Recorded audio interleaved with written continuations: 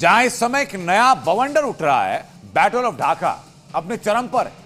एक तरफ यूनुस सरकार अपनी सत्ता बचाने के लिए संघर्ष में है, तो वहीं दूसरी तरफ नाहिद इस्लाम भारत विरोधी और इस्लामिक राष्ट्रवाद की कश्ती पर सवार है और यूनुस की गद्दी छीनने की कोशिश में है। बांग्लादेश में आई उग्र क्रांति क्या भारत के लिए नई चुनौती बनने वाली है?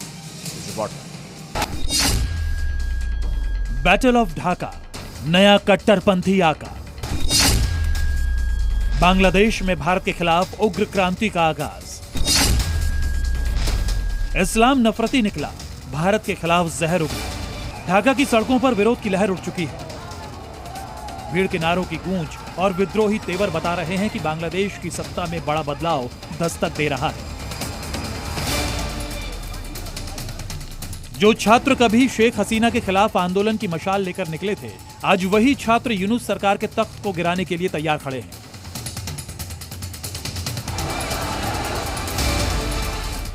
मोहम्मद यूनुस सरकार का काउंटडाउन शुरू हो चुका है।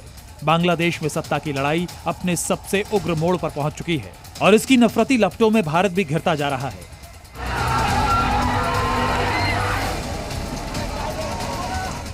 सेंट्रल ढाका में शुक्रवार शाम एक विशाल रैली हुई। जगह थी संसद के पास मानिक मियां एवेन्यू।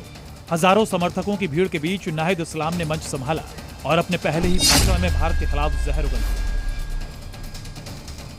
बांग्लादेश इस समय दो ध्रुवों में बढ़ चुका है। एक तरफ मोहम्मद यूनुस की ढलती सत्ता है, तो दूसरी तरफ नाहिद इस्लाम का उभरता हुआ कट्टरपंथी नेतृत्व। नाहिद इस्लाम की ये नई ताकत सिर्फ एक आंदोलन नहीं, बल्कि देश की पॉलिटिक्स में खतरनाक मोड़ है।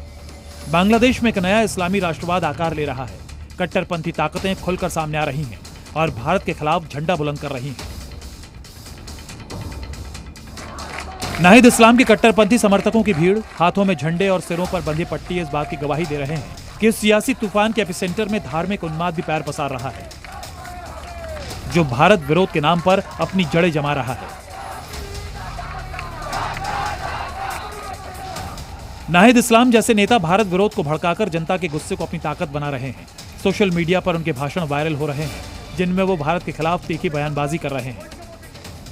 26 साल के नाहिद इस्लाम ने बांग्लादेश में नई नेशनल सिटीजन पार्टी बनाई है और अपनी पहली ही रैली में उसने ऐलान कर दिया कि बांग्लादेश में अब भारत समर्थक राजनीति की कोई जगह नहीं है।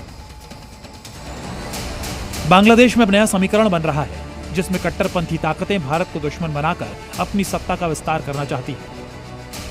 बांग्लादेश में यूनुस सरकार को हटाने का यह आंदोलन सिर्फ सत्ता परिवर्तन तक सीमित नहीं रहा, बल्कि इसका इस्तेमाल एक कट्टरपंथी विचारधारा को और मजबूत करने के लिए किया जा रहा है।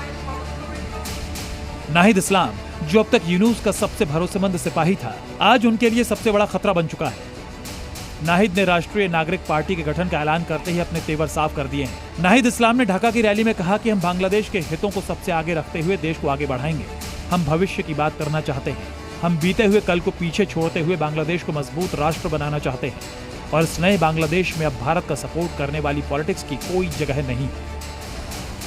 ये वही नाहिद इस्लाम है जिसने शेख हसीना को हटाया, फिर मोहम्मद यूनुस सरकार में सलाहकार रहा और अब खुद की नई पार्टी बनाकर मोहम्मद यूनुस को बेदखल करने की स्क्रिप्ट लिख चुका है। नई पार्टी बनाने के साथ ही नाहिद इस्लाम ने अपनी नफरती मंशा जाहिर कर दी है।